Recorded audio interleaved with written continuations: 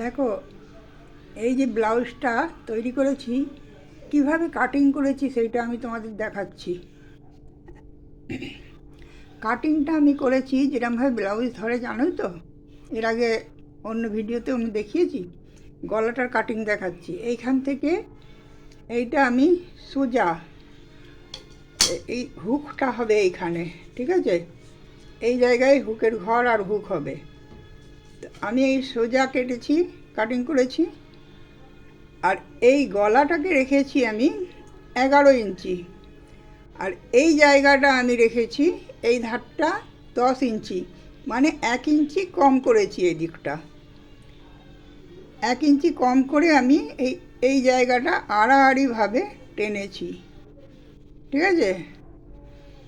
আর এই যে এইখানে বোতামগুলো তো আমি ওখানে দিয়ে দিয়েছি।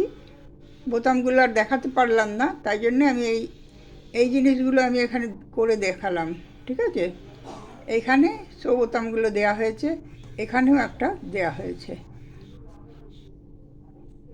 এবার দেখো কেমন হয়েছে জামাটা, ব্লাউজটা।